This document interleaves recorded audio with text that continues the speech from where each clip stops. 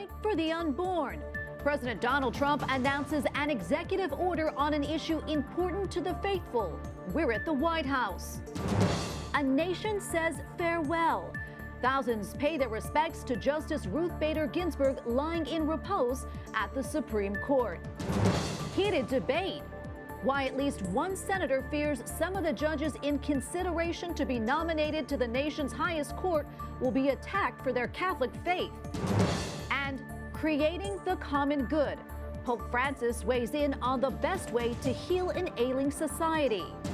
On EWTN News Nightly for Wednesday, September 23rd, 2020.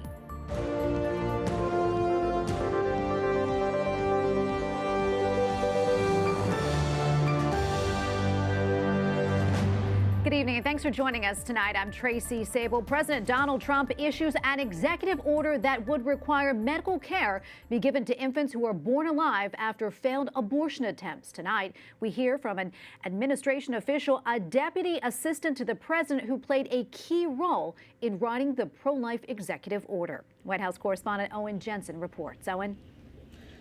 Tracy, the new executive order is all about saving the lives of children born before 24 weeks and how hospitals treat and care for them. And earlier today, I spoke with Jeanne Lichter, a key author of that order. We believe in the joy of family, the blessing of freedom, and the dignity of work, and the eternal truth that every child, born and unborn, is made in the holy image of God. President Donald Trump, who in just days will name a new Supreme Court nominee, speaking at the National Catholic Prayer Breakfast, announcing a new executive order called Born Alive. Today I am announcing that I will be signing the Born Alive executive order to ensure that all precious babies born alive, no matter their circumstances, receive the medical care that they deserve. Deputy Assistant to the President, Jeanne Lichter, assisted in writing the executive order and says hospitals that receive federal funding, that they have an obligation to enforce certain federal laws that guarantee medical screening and appropriate treatment to every patient, including babies. You would think that this would be obvious, but unfortunately some hospitals don't carry out that obligation. And to protect the tiniest and most vulnerable among us, the order also does this. We're also going to make sure that every parent and every hospital staffer knows how to file a complaint if they think that they are seeing a violation of one of these federal laws. And there's also money to try to improve chances for survival. Look for every opportunity to increase funding for neonatal research that might increase survival rates for babies born in various types of medical distress, and funding to train medical professionals for how to treat babies born under these circumstances. Meanwhile, today the president held a special ceremony at the White House honoring Cuban-American veterans of the Bay of Pigs invasion from decades ago. Today we reaffirm our ironclad solidarity with the Cuban people and our eternal conviction that freedom will prevail over the sinister forces of communism and evil of many different forms. And President Trump says he's further restricting imports on Cuban alcohol and Cuban tobacco so U.S. dollars don't go to the Cuban regime. In addition to that move, I am announcing that the Treasury Department will prohibit U.S. travelers from staying at properties owned by the Cuban government. And at that Bay of Pigs event, the president also said he's, quote, imposing strict sanctions on the dictatorships of Nicaragua and Venezuela. And he also said today America will never become a socialist or communist country. Tracy? Okay, thanks so much. White House correspondent Owen Jensen reporting tonight. And coming up later in the show, analysis of the new executive order from Jeanne Mancini, the president of the March for Life. And staying in Washington, the body of Justice Ruth Bader Ginsburg arrived at the U.S. Supreme Court building today for a private ceremony. The court's Chief Justice says Justice Ginsburg will never be forgotten. I mentioned at the outset that Ruth's passing weighed most heavily on her family, and that is true. But the court was her family, too. This building was her home, too.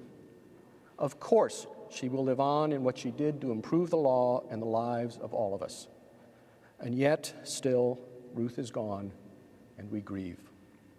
Chief Justice John Roberts called Justice Ginsburg a fighter, tough and brave. She died last week at the age of 87. Thousands of people are expected to pay their respects on Friday. She will lie in state at the U.S. Capitol, the first woman to do so and only the second Supreme Court justice after William Howard Taft. At the top of the president's list of potential nominees to the High Court are two Catholic women, District Judges Amy Coney Barrett and Barbara Lagoa. Their Catholic beliefs have come under fire by some in the media, and lawmakers are reacting. Capitol Hill correspondent Eric Rosales reports.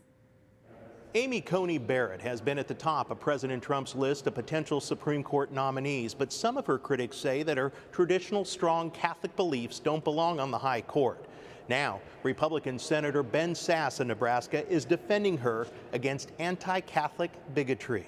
So what we see happening here is just a disgusting set of anti-Catholic smears, and we've seen them run this play before. Senator Ben Sasse tells me Democrats should have moved past this line of criticism. It is so terribly un-American to attack people based on their religious beliefs. I honestly can't understand what they're doing, but if you want to argue with somebody's judicial philosophy, then argue about their judicial philosophy. Don't attack their religious commitments. Senate Democratic leader Chuck Schumer pledges to resist President Trump's nomination. We're going to fight every step of the way. The stakes of this election, the stakes of this vacancy, concern no less than the future fundamental rights of the American people.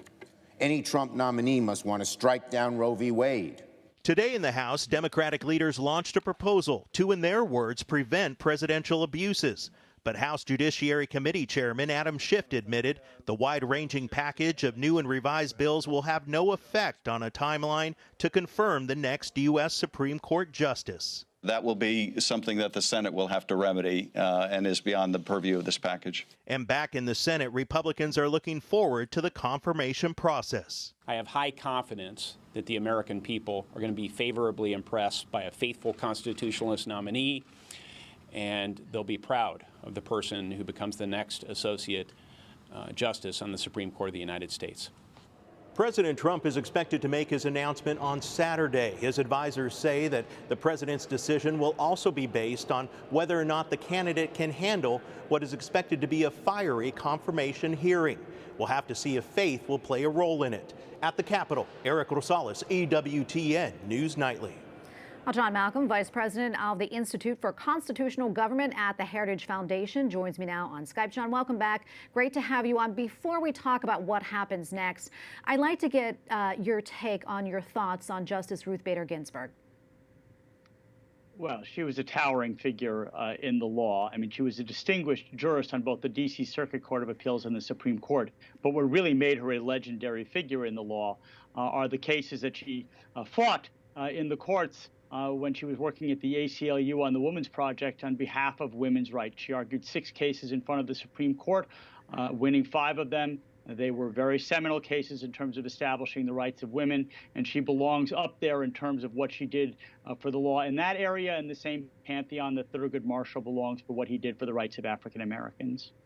President Trump, as you know, is narrowing down his list of nominees to take the seat. We know that a woman will be his pick, and I know that you know this process very well. What's happening at this stage in terms of vetting and making a selection? Well, the president has probably made up his mind. He's now interviewed Judge Barrett. He will presumably interview Judge Lagoa. And, he said he's considering others. I don't know, perhaps Allison Rushing or Kate Todd. If it's Kate Todd, he just has to wander down the hall since she's in the White House counsel's office.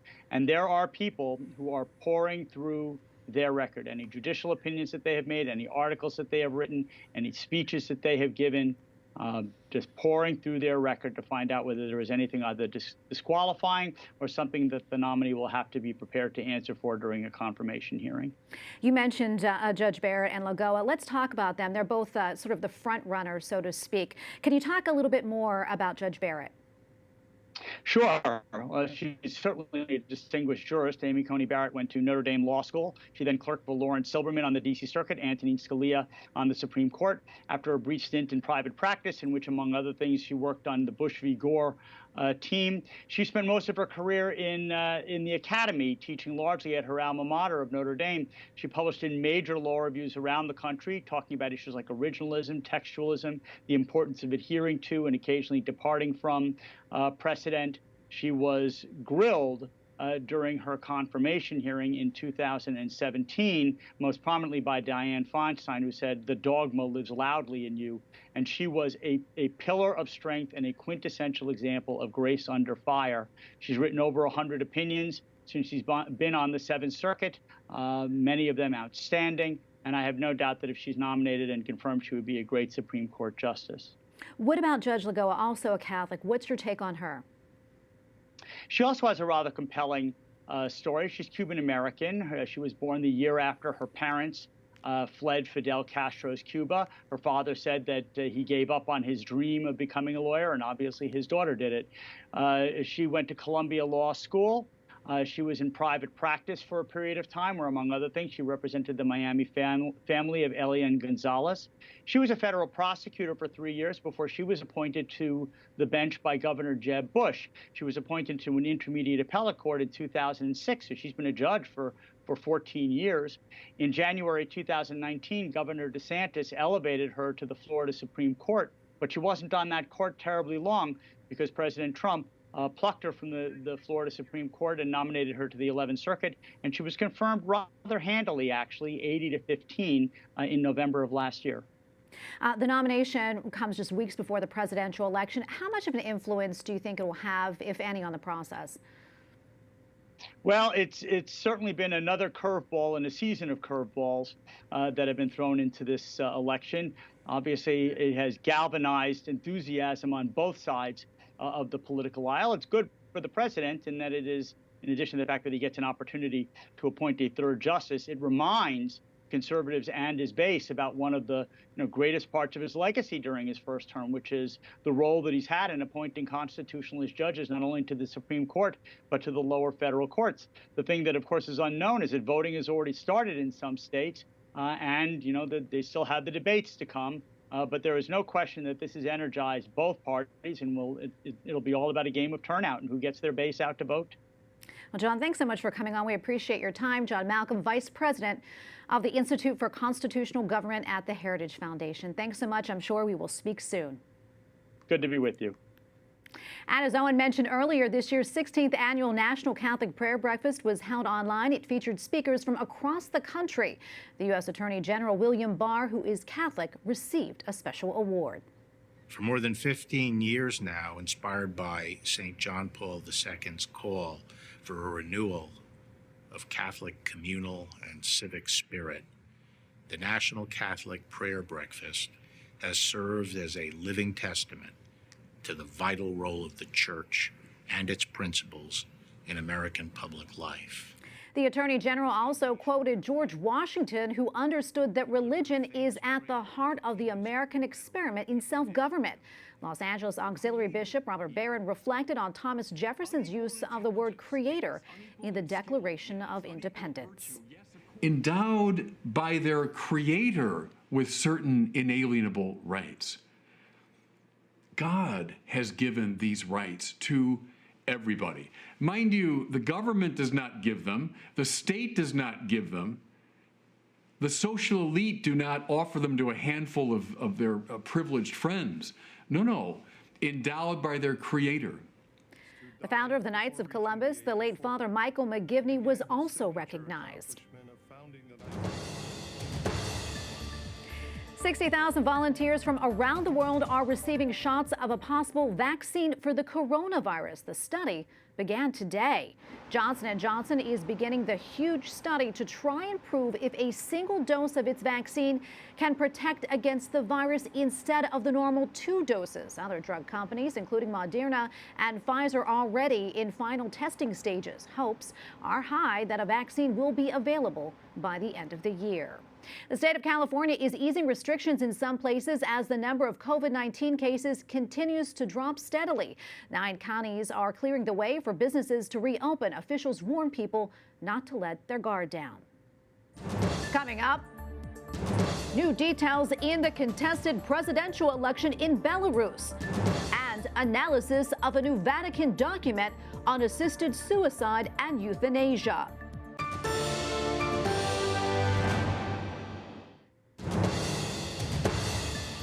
In Belarus, despite huge protests against last month's election, embattled President Alexander Lukashenko is sworn in for a 6th term.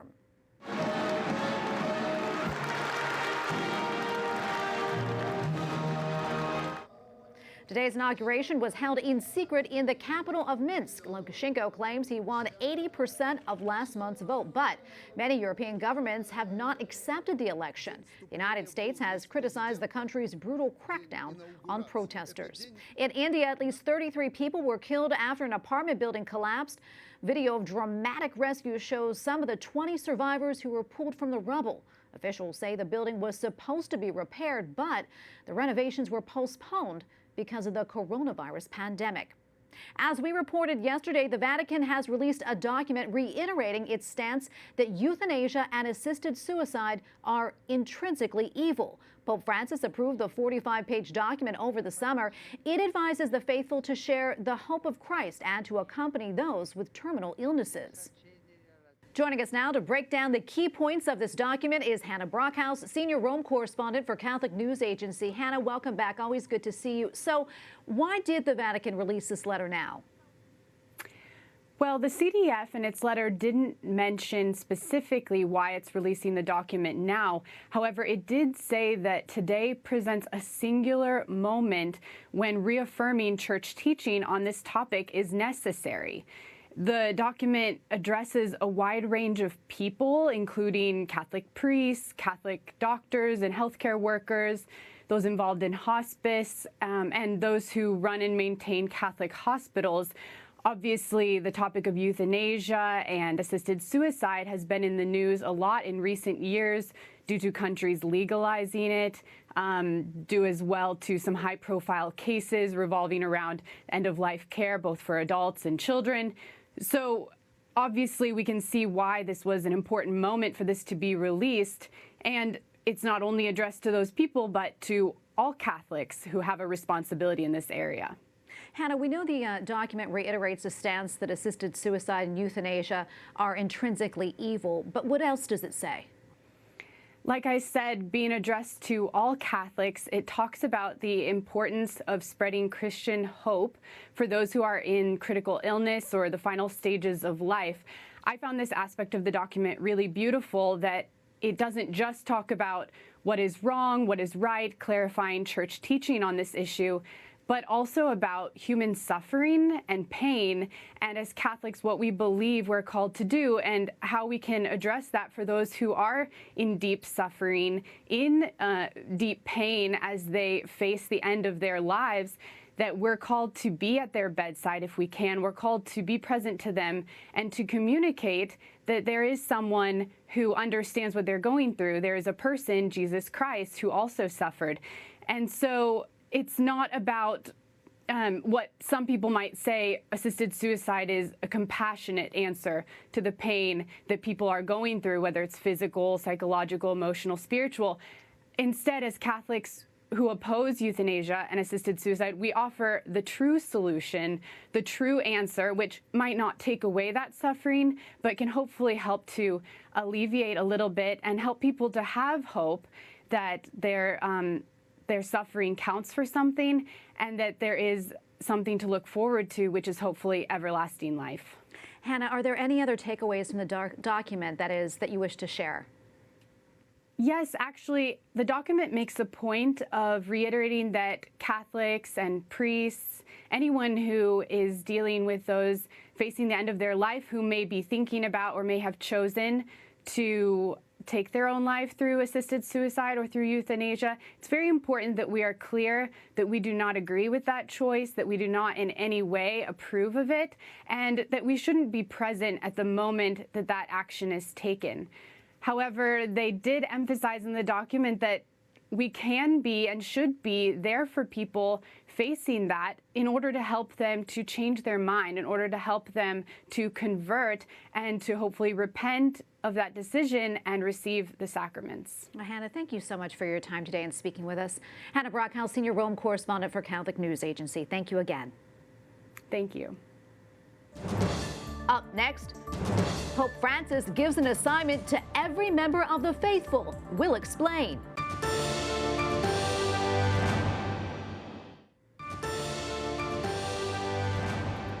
Pro-life leaders are praising President Trump's executive order requiring medical care be given to infants who are born alive after failed abortion attempts. March for Life President Jeanne Mancini writes in part, quote, President Trump once again has stepped up for life. His actions today provide necessary legal protections for some of the most vulnerable in society. Jeanne Mancini joins me now on Skype. Jeanne, welcome back. Always so good to see you. Let's talk more about your reaction to the president's executive order. What does this signal in terms of the administration's pro-life priorities? Well, we were, delighted and surprised. There's so much happening in real time with the president, and this is a no-brainer. And I hope it's going to serve the election well. In addition, because most Americans agree that a baby that survives a botched abortion deserves health protections of an American citizen, and that's essentially what this executive order is asking for. Jeanne, what would you like to see happen next in the Senate? I'll tell you, I'd love to see Senator Sass's bill on this very issue passed in the Senate, or at the very least to hold pro-abortion politicians accountable for a no vote on something that's so extreme in the eyes of the American people. Like, who wouldn't want to give a newly born baby who survived such a traumatic event the physical and necessary health protections that it needs in that moment? Jeanne, on Saturday, as I know you know, President Trump is going to announce his nominee to fill Justice Ruth Bader Ginsburg's seat on the High Court. What are your thoughts on the significance of this moment as it comes to the pro-life movement?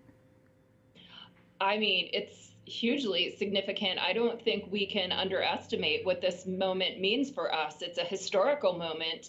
And look, President Trump got my vote in 2016 because of the Supreme Court. And I think he got many Americans' vote because of the Supreme Court. And he's made very good on his promises in nominating, excellent jurists, scholars with wonderful, excellent jurist policies, et cetera. And again, he's going to do that. So we're very excited to see what happens on Saturday, really hoping that it will be one of these wonderful women, either Amy Coney Barrett, Barbara Lagoa, someone who has a trailblazing story similar to RGB, but in a different kind of way. So we're really looking forward to the announcement on Saturday. Jeanne, any final thoughts when it comes to the executive order today? Again, I'm just grateful that President Trump continues to lean into this issue. I mean, we were amazed and surprised in January when he was the first president in history to come to the March for Life. But he's really made good on his promises and surpassed them when it comes to the life issues. Well, Jeanne, thanks so much for coming on. We always appreciate your analysis. Jeanne Mancini, president of the March for Life. Thanks again. Thanks for having me.